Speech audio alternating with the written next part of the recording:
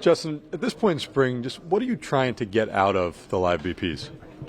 Well, I mean, number one is extending myself a little bit, getting some close to game reps. The up and down is important. You know, I feel like my bullpens, I intentionally go pretty hard and fast and, usually rep out something like 50, 55 pitches before I ever take a game mound. So just throwing isn't a problem for me, knock on wood. But the up and down is something that you need to get used to, sitting, letting your body cool down, getting back up. So, that, and then game speed timing is most important.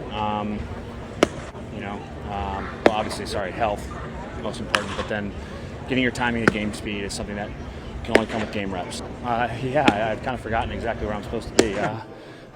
The first normal spring since 2019, so for me.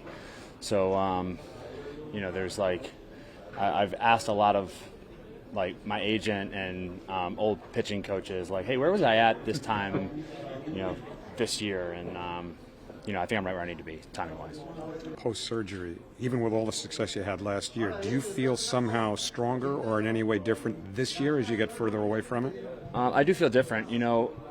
Last year, pretty much the whole season, I still viewed it as an extension of my rehab. I wasn't technically still in that rehab window, but your first season back, specifically the very beginning of the season, my elbow got a bit sore my first few starts, and not enough to freak me out, but it was like this. It was like that my entire Tommy John process, where you kind of go in chunks of effort, and every time I went to a new effort level or new velocity or introduced new pitches, there was always a little bit of a reaction where the elbow would just get a little bit kind of stiff and a little swollen as I introduced a new stimulus. So that happened to me at the beginning of last season as well, which was I viewed that as a flashing yellow in your car, hey, just don't be stupid and try to rush the beginning of the season and try to throw 120 pitches right out of the gate. It's just like your body's way of saying, hey, this is a new thing for me, just let me get used to it. And as the season went along, that got better and better, and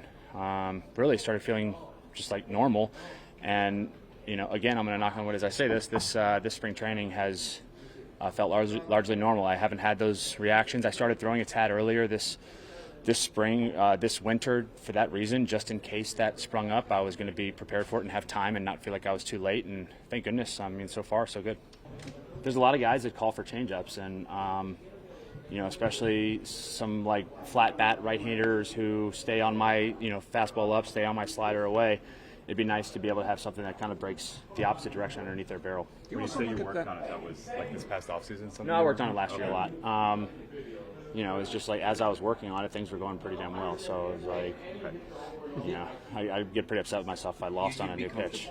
So are you be comfortable working that in season, Justin, or is that something when you break camp, do you want to know where that's at, whether you're going to use it?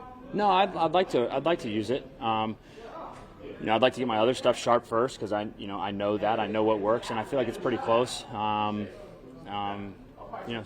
start working it in. Okay. I didn't throw any today. Apart from being another pitch, do you also look at it potentially as a career extender? Because you can make the case. Nolan? Well, that's exactly. I mean, he was never quite as polished until he developed the changeup, right? Would you agree with that assessment?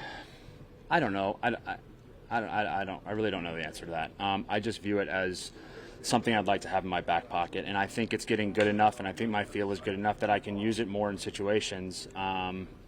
So I've just always had the mindset, I'll let the hitter tell me. I'll let the hitter dictate what I want to throw, throw it, read swings, read reactions, read takes, and go from there.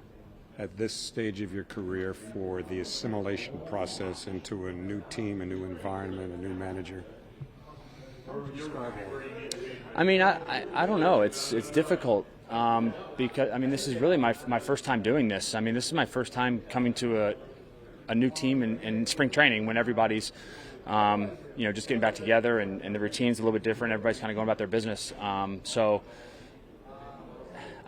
word, no. But it really does feel a lot like going to a new school. It just maybe a new high school where not like a new elementary school. It's everybody's kind of got their cliques. Everybody knows each other, and they're just trying to get to know you, and I'm trying to get to know them, and It's fun. I think the last few years, if you've kind of paid attention at all to what I've been saying, I really take a vested interest in trying to get to know my teammates, communicate better, and just help guys a little bit as much as I possibly can. And so I think taking that mindset into this, is gonna help. Make new friends. Teammates get comfortable with me get comfortable with them. But spring training is difficult. There's so many guys in here. Everybody's kind of got their own, like, hey, I need to get ready, I need to go do my stuff. We don't have a lot of, like, BS time like we do during the season where we get there at 2 o'clock and everybody's kind of hanging out on the couch, playing cards, doing whatever. We don't have a lot of that now. Did you ever change? I did. I changed high school. I changed to a new high school. So feels a lot just like that. Yeah. Got some lifelong friends from high school. Really one that I'm thinking about, but so I guess I did all right. I started just going about my business and didn't even pay attention to it. And then all of a sudden I was like, oh yeah, I've got this clock thing. So I looked up almost every time that I was like about ready, and I had plenty of time. So, much like I thought would happen, it wasn't much of a issue for me.